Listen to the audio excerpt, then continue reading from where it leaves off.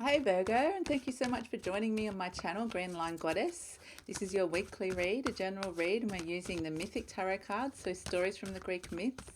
This is my cat Stella, who's joining us for the reading today. So what can we get for Virgo? We will be looking at the Taurus new moon and how that might be affecting you this week. But what can we get for Virgo this week? What can we get?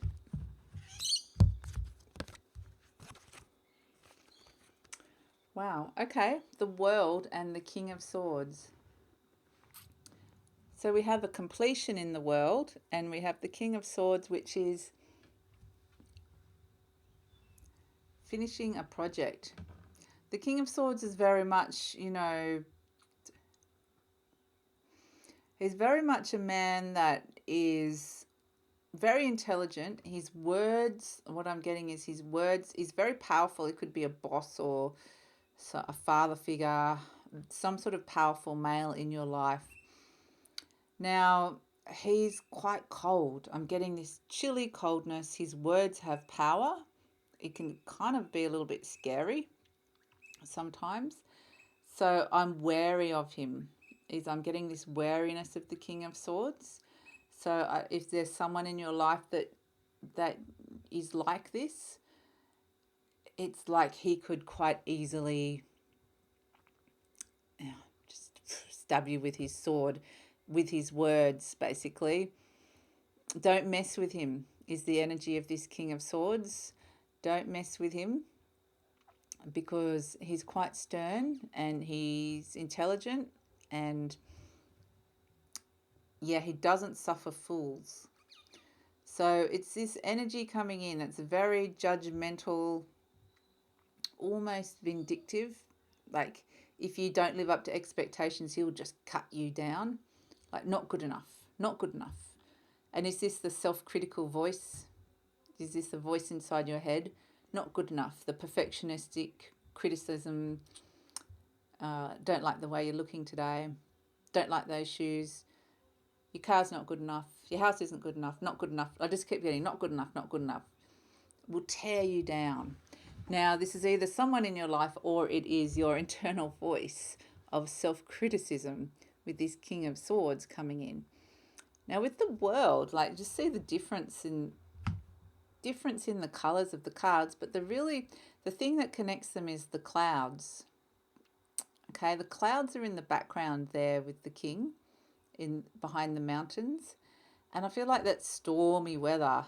That's these feelings of wanting to kind of put them, anything that's bubbling away under the surface, that stormy weather, those stormy emotions, just kind of let's just push them back and be really quite stoic and strong. But with the World, it's there in the forefront. The figures are dancing and kind of floating within this. They're accepting of this. They're working with it. They're working within these feelings that they're trying to push back. These stormy feelings, whatever they are. I feel like the clouds are representing your emotions. So with the World and the completion of the World, we can see there's balance here. And it's interesting that we've got the King of Swords balancing as well. But it's a different kind of balance because I feel like it's actually out of balance, the mind and the emotions. Whereas in the World, we have these, it's balanced here, these in the card, and then there's the egg shaped snake. And where it begins is where it ends. And we can see that in the center is this hermaphrodite figure. There's balance between where they're holding their batons. There's balance. And interestingly, the Queen is the one with the crown, whereas in the King of Swords, the King is the one with the crown. So is it a balance between masculine and feminine? Is it a balance between your mind and your emotions? And how do you feel? It's this idea of looking at yourself as a whole in the world. The World card, where do you begin, where do you end? And it's a sense of what makes you complete, like who are you? What's the full big picture of who you are?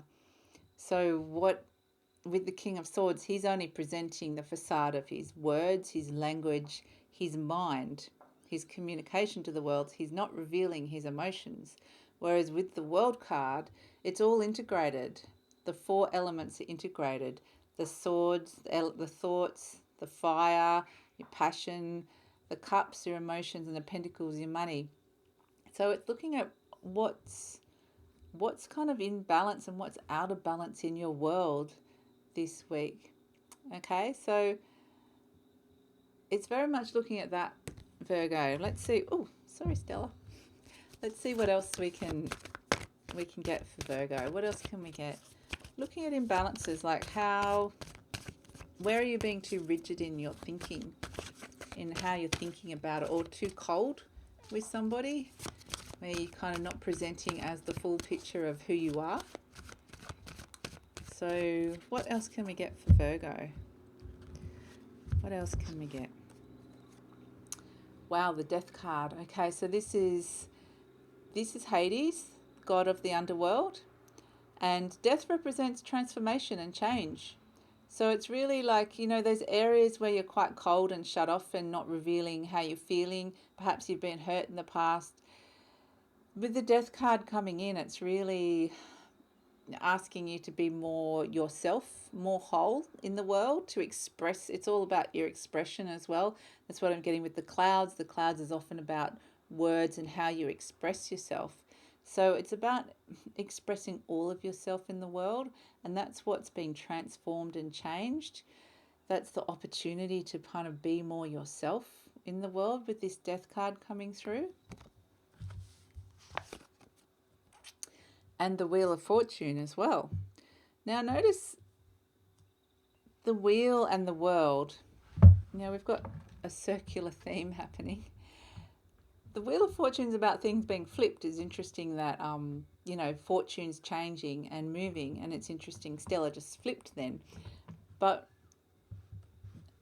with this Wheel of Fortune, what I'm really drawn to are these kind of scythe-like, scissory-like, I don't even know what you would call that, but it's like scissors basically. But I feel like you're cutting something out of your life. The Wheel of Fortune is turning, and it's usually about a change of fortune, and it's like you're cutting something out. Are you being a little bit too... Maybe it's necessary. Maybe you need to cut some people out of your life. Or maybe are you being too cutting with people? So things are changing, okay? Relationships and your way you respond to them are changing. And so those people might be actually leaving your life. It might actually be that, so either your relationship with them is changing or they're leaving, but it feels like snip, snip. It feels like things that are not working for you, or situations, it's been cut. I'm getting cutting the cord with people. And so then we get victory with the Six of Wands. So, it could also be cutting the cord with that King of Swords. If he's just a bit of a heavy, he's darker energy, he's a bit someone to be wary of. Maybe you're cutting the power that he has over you, or cutting the cord of him in your life, or the influence that he's having over you, because this Six of Wands is very much like, this is Jason with the golden fleece holding it high. It's the card of victory and accolades and recognition and success. Okay, so there's success coming, but I just feel like you need to cut the cord to people that are not making you feel whole, is just basically what I've been getting. So if that makes sense to you, cutting the cord with that King of Swords, it might even be like like I said, an internal criticism, or people from your life. The Three of Cups.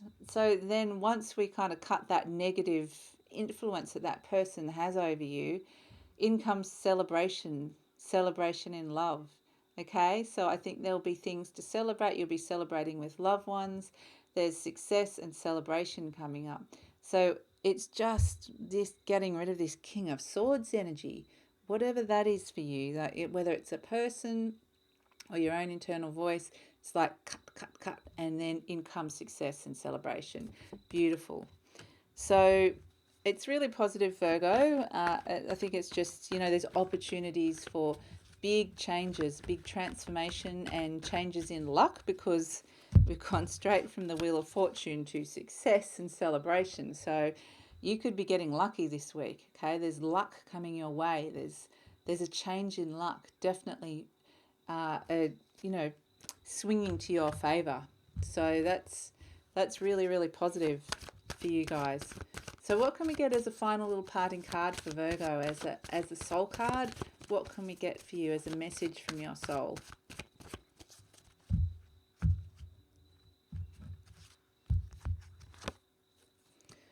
Ooh, King of Pentacles, my goodness. Yeah, I think that there's money coming. There's money coming. There's also, I think this King of Pentacles, your luck is about to change. Look at the big pile of coins that he's sitting on. Look at that big pile of coins. But it's also, I'm getting a sense with this of not that King of Swords not having the power over you anymore. So if you can cut that need to just kind of suppress your feelings and only be in the mind space, or that person out of your life that's making you kind of feel that way, someone that you're very wary of that kind of will squash you down if you had a chance, as long as you do something wrong, squash, you did that wrong, then we can transform into the King of Pentacles. Money. Wow. So I think I just got the words, the last laugh. I think you're going to be able to come out on top of this situation, and the luck's going to be, and fortune's going to be favoring you. So it's fantastic, Virgo. I hope you have a great week. If you'd like to hear more, please like, subscribe, or leave a comment. I'm also doing online readings, so the link is below if you'd like to book. Have a great week, and I'll see you next time. Bye.